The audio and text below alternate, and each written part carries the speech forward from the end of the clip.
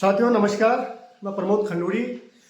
साथियों, मैंने हमेशा लगातार जो लोक लक लोनी अर्बन नाम से सोसाइटी है जिसने जनता का करोड़ों रुपए डकार दिया है और आज जनता सड़कों पर है। आज पौड़ी में भी इनके जो एजेंट है इनके पक्ष में कांग्रेस के नेता गणेश गुर्जर जी पहुंचे थे। उन्होंने भी यहाँ पर धरना दिया।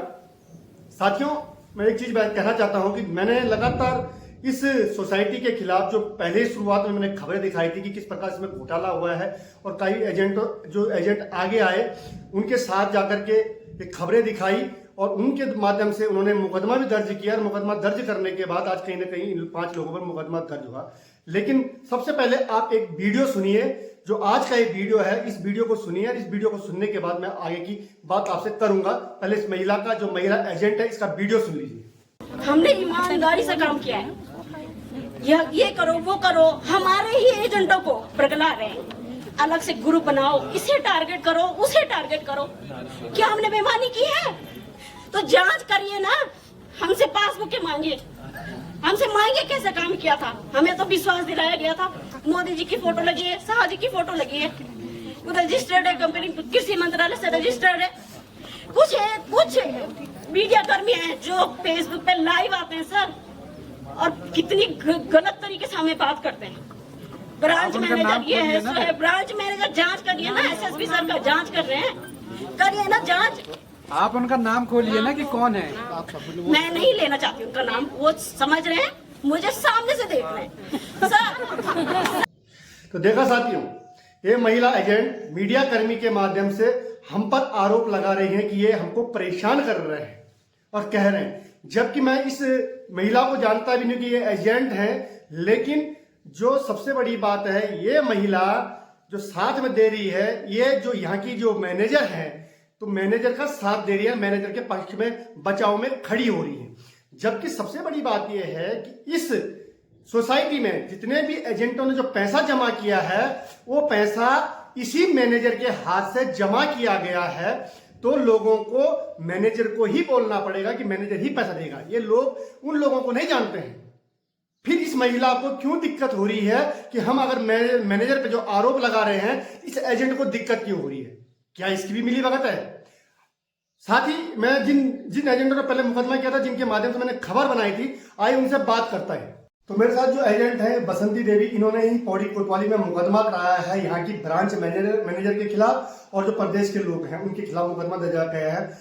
बसंती जी, आपने मुकदमा दर्ज करवाया है और हम बात कर रहे हैं कि जो मैनेजर है उसको आपने पैसा दिया, तो जिम्मेदारी मैनेजर की बनती है। लेकिन जिस प्रकार से एक एजेंट आज मैनेजर का पक्ष लेकर के कह रही है कि ये मीडिया कर्मी प्रताड़ित कर रहे हैं, क्या कहना है? पहले तो मुझे बहुत बहुत धन्यवाद आपका चैनल का और हिमालय प्लस का, जो लगातार खबरें, जब ये सोसाइटी बंद हुई थी तो हमने ही खुद बोला था आपको कि अब हम डूब चुके हैं, अब आपको मीडिया तक, शासन प्रशासन तक ये खबर पहुंचानी है। आप तो अपनी मर्जी से कोई खबर बनाई नहीं। आपने जब फ्रॉड हुआ, जब कंपनी भागी, जब इन लोगों ने हमारा पैसा नहीं दिया, तभी हम लोगों ने आपके लिए बोला कि अब हमारे पैसे चले गए। तो आप इस चीज को आप शासन प्रशासन और मीडिया तक पहुंचाओ, इस बात को कि हम डूब चुके हैं, ताकि कोई आगे आ सके और हमारा साथ दे सके। लेकिन जैसे आज गणेश गोदयाल जी आए थे, तो उसमें एक महिला ने, वो खुद एक एजेंट है, उसने मीडिया वालों पे एक झूठा आरोप लगाया कि हमारा शोषण कर रहे हैं। उन्होंने कोई शोषण नहीं किया, उन्होंने एजेंटों पे कोई आरोप नहीं लगाया, केवल ब्रांच मैनेजर के लिए बोला था, क्योंकि हमने पैसा ब्रांच मैनेजर के हाथ में दे रखा है, हम उसको जानते हैं, उससे आगे हम किसी को नहीं जानते कि हमने किसको पैसा दे रखा है। लेकिन पता नहीं, इसमें शायद हो सकता है कि ये एजेंट मिली है, ब्रांच मैनेजर ने इसको कुछ दे रखा होगा, इसलिए ये महिला हर किसी पे, मेरे पे, पत्रकारों पे, तो इसका कुछ ना कुछ कारण होगा। इस कारण का भी पता लगाना पड़ेगा। आपके पास एक कागज आपका है कि 2023 में ये पहली सूचना आ गई थी कि कंपनी यहाँ पे फर्जी से काम कर रही है, उसके बाद भी आपने पैसा जमा करते रहे। तो एक कागज है, ये इसमें लिखा है, ये लिखा है ना 31/8/2023 को कारण बताओ नोटिस, ये ब्रांच मैनेजर बिमला के पास आ गया था। लेकिन उसने इस चीज को दबा के रखा है 23-24 में। उसके बाद भी उसने मेरे 50 लाख रुपए जबरदस्ती लगाए, उसने इस नोटिस को दबा के रखा। लेकिन जिस दिन कंपनी फ्रॉड बताया गया अक्टूबर में, उसके बाद उसने ये ग्रुप में भेजा, तब जाके हमें पता लगा ये तो 23 में ही बंद हो रखा था, लेकिन उसके बाद भी वो पैसे लेती रही। तो इसका मतलब जो मैनेजर है, मैनेजर को पूरा पता था कि कंपनी फ्रॉड कर चुकी है, कंपनी बंद हो चुकी है, यहाँ काम नहीं कर सकती, उसके बाद जनता का पैसा लेती रही, तो इसका मतलब कहीं ना कहीं सबसे बड़ी दोषी तो वो है। तो इसलिए तो हमने एफआईआर दर्ज की, क्योंकि जब मैंने ये नोटिस पढ़ा 2023 का, ये 31/8/2023 को ये नोटिस ब्रांच मैनेजर के पास आ गया था, लेकिन उसके बाद भी मतलब कंपनी बंद दिखा के भी उन्होंने पैसे लेती रही, तो इसका मतलब हम क्या समझ सकते हैं। इसीलिए मैंने एफआईआर दर्ज की कि ये पैसे इनके ही पास हैं सारे।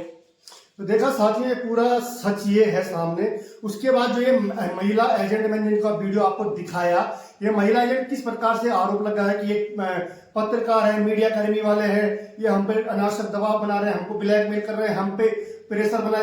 हम इन पे प्रेशर बनाने की बात ही नहीं कर रहे, हम किसी एजेंट की बात ही नहीं कर रहे।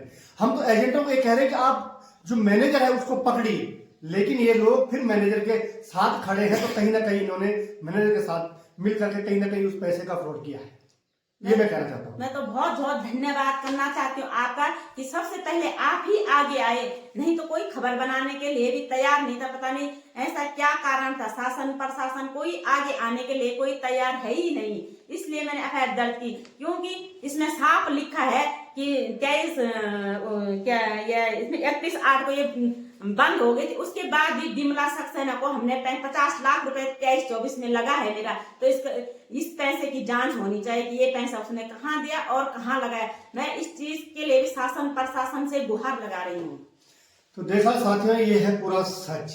और उसके बाद जो मैनेजर है, बैंक मैनेजर, और बैंक मैनेजर के साथ एक महिला एजेंट है, और महिला एजेंटों की बात ना करूं मैं, एक महिला एजेंट आज निकल के सीधे सीधे खुलेआम मंच पर कहती है इन बातों को, तो कितनी दुर्भाग्य की बात है कि ये तो जनता का पैसा, इनका अपना पैसा तो पता नहीं है कि नहीं है, लेकिन पैसा तो जनता का है, और जनता के पैसे को बात हमने उठाई, जनता के साथ खड़े हुए, वो एजेंटों के साथ खड़े हुए, जो एजेंट आगे आए उनके साथ खड़े हुए, उसके बावजूद इस प्रकार की बातें ये कर रही है, तो कहीं ना कहीं जनता को इनसे अपना पैसा वसूल करना चाहिए। अगर आपको लगता है कि मैं सही हूं, तो कृपया इस वीडियो को इतना शेयर करें, कम से कम इन लोगों को पता लगना चाहिए कि जनता का पैसा खाने वाले जो मैनेजर है, मैनेजर की सबसे बड़ी जिम्मेदारी है कि मैनेजर ने जो पैसा जमा किया वो किसके पास किया, मैनेजर इनका पैसा वापस कराए। धन्यवाद, नमस्कार।